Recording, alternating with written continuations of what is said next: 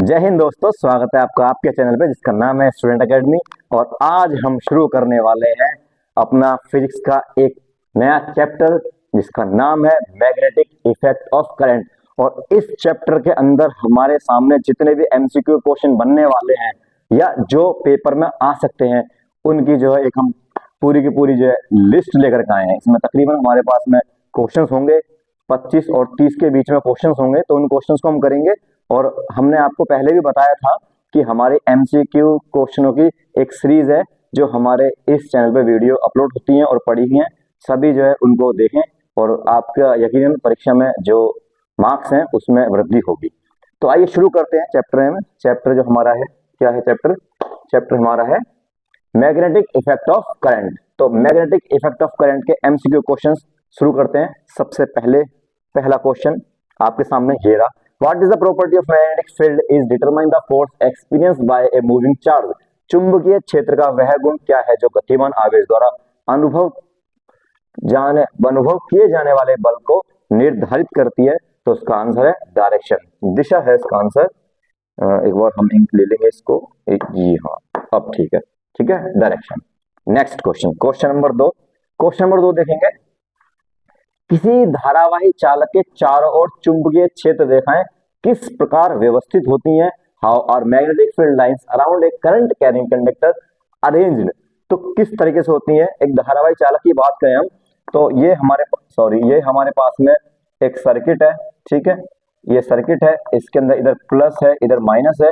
तो इधर से जब करंट जाएगा इस तरीके से, तो आपको बताया गया था कि जिस तरफ करंट जाता है उस तरफ ही अपने अंगूठे को कर लेना है। अंगूठा करंट की दिशा को बताएगा और वायर को इस तरीके से पकड़ना है।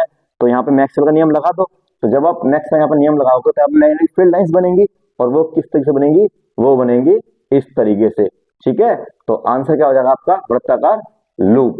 सेकंड क्वेश्चन, मतलब next question, question number 3। According to Oersted experiments, what happened to a magnetic needle placed near a current carrying conductor? ऑरेस्टेड के प्रयोग के अनुसार किसी धारावाही चालक के पास रखी चुंबकीय सुई का क्या होता है? जो हमारे पास में सर्किट है, इस सर्किट में करंट फ्लो कर रहा है और इस सर्किट में करंट फ्लो कर रहा है तो इसके पास अगर हम सुई रख देंगे, कौन से वाली? मैग्नेट वाली, मैग्नेटिक सुई रखेंगे तो क्या होगा? तो यह अप्रभावित रहती है? नहीं। यह चालक के लंबवत विक्षेपित हो जाती है? नहीं। यह चालक के समांतर संरेखित हो जाती है? यह अनियमित रूप से दोलन करती है।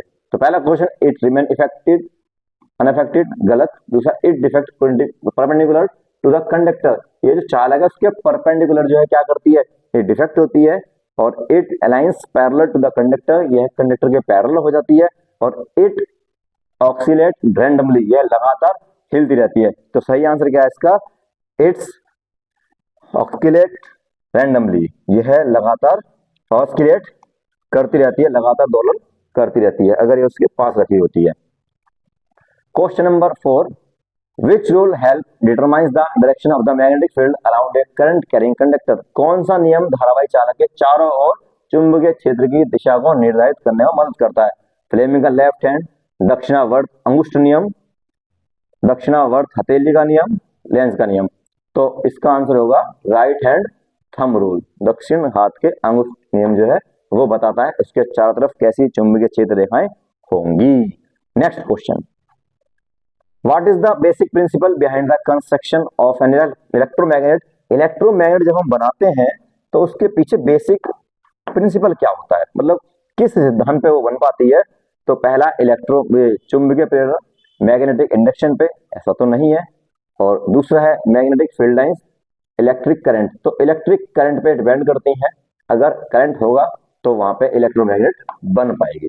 Next question, what type of core material is commonly used in the construction of electromagnet to increase their strength. मतलब कौन सी प्रकार का हमें मेटल यूज करना चाहिए जब हम इलेक्ट्रोमैग्नेट बनाने का प्रयोग करें? तो एल्यूमिनियम, कॉपर, आयरन, प्लास्टिक। तो सही आंसर इसका क्या है? सही आंसर इसका आयरन, और सो भी सॉफ्ट आयरन होना चाहिए। तो ऑप्शन नंबर इसका हो जाएगा option number C. Next question, किसी परिनालिका में कुंडली के फेरों की संख्या बढ़ाने से, मतलब नंबर ऑफ टर्न अगर हम बढ़ा देंगे कॉइल के तो क्या होगा? Increase the magnetic field strength, बिल्कुल सही बात है। डिक्रीज द मैग्नेटिक फील्ड, गलत।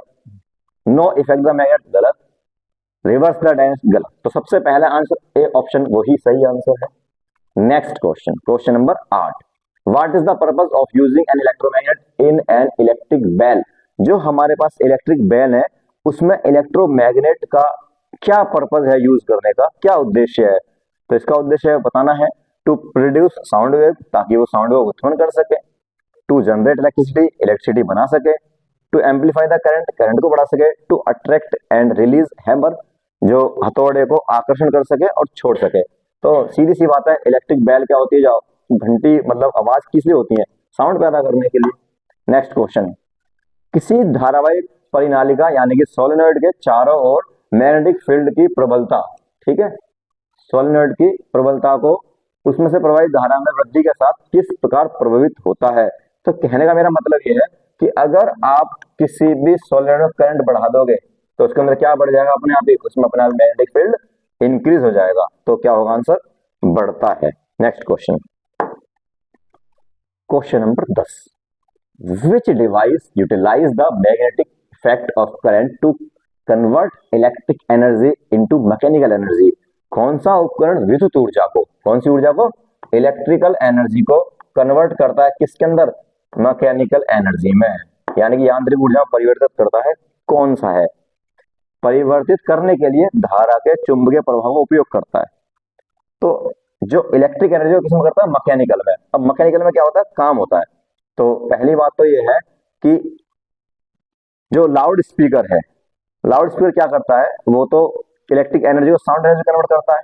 और इलेक्ट्रिक हीटर क्या करता है, वो साउंड को हीट में कन्वर्ट करता है। इलेक्ट्रिक बल्ब क्या करता है, वो लाइट को किसमें कन्वर्ट करता है, प्रकाश में।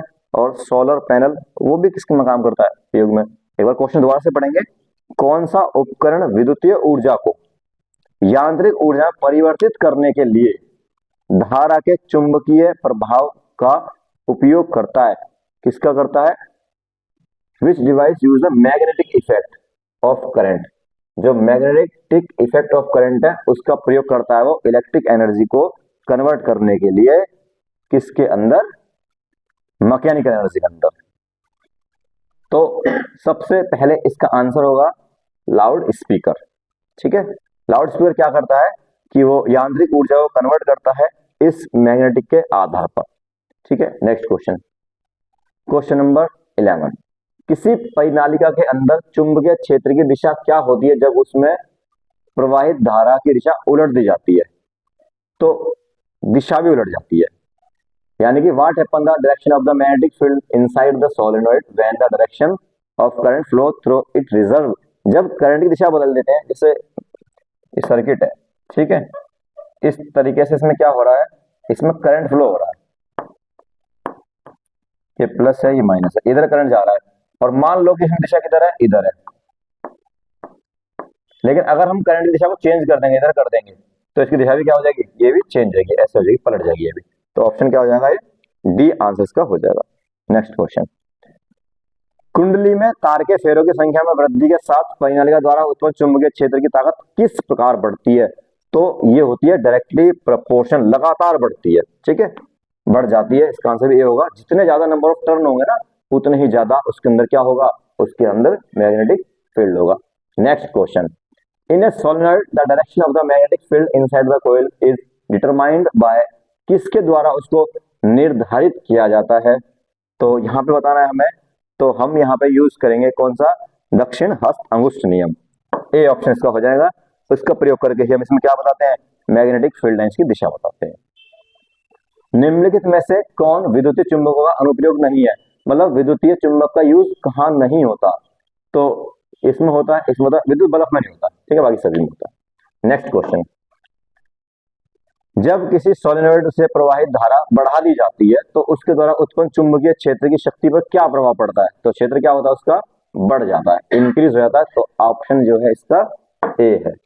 Next question, relay, what is the purpose of using an electromagnet in a relay.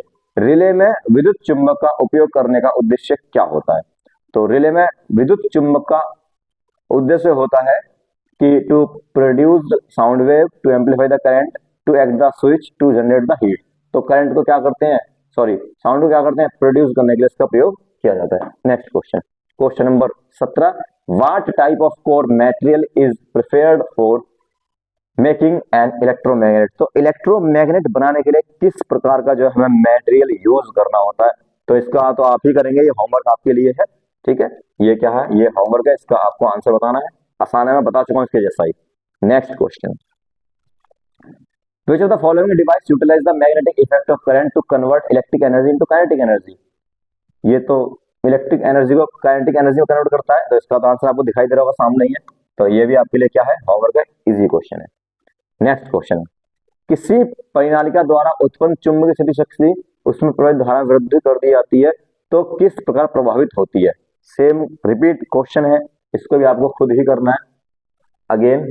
Next question, ठीक है, ये क्वेश्चन वे हैं जो रिपीट हो रहे हैं, इसलिए आपको इनको होमवर्क में दिया हुआ है, बाकी नहीं होगा तो हम इसका आंसर आपको बता देंगे।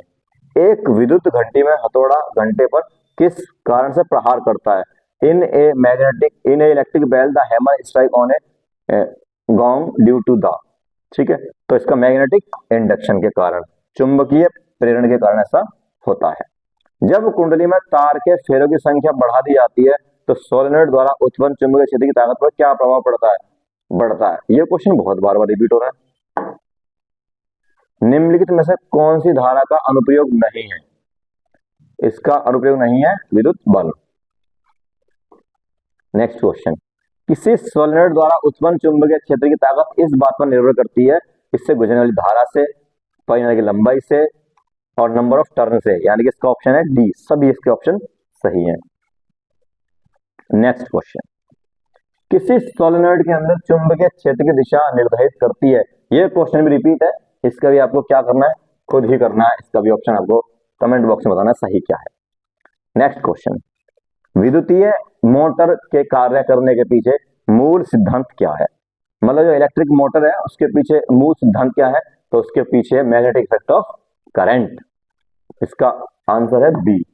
नेक्स्ट क्वेश्चन, विद्युतीय चुंबक के चुंबकीय शक्ति को बढ़ाने के लिए उसके कोर के रूप में किस पदार्थ का उपयोग किया जाता है, तो ये इसका आंसर है लोहा। नेक्स्ट क्वेश्चन, किसी परिनालिका, ये फिर क्वेश्चन बार बार रिपीट आ गया, क्वेश्चन 3 बार आ गया स्लाइड में, इस बार पीपीटी में पता नहीं कैसी पीपीटी बनाई है। लाउड स्पीकर में विद्युत चुंबक का उपयोग करने का उद्देश्य क्या है। ये भी क्वेश्चन रिपीट है, होमवर्क है ये भी आपके लिए। 31 क्वेश्चन, ये सेम फिर दोबारा रिपीट क्वेश्चन। 32 क्वेश्चन, ये भी रिपीट है जी।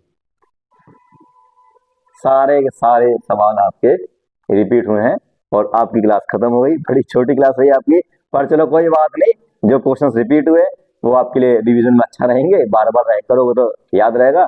बाकी कोशिश करेंगे कि हम इसके आपको बेहतर क्वेश्चंस और प्रोवाइड कर सकें। तो ठीक है, फिर क्लास नहीं रखते हैं, मिलते हैं नेक्स्ट क्लास में।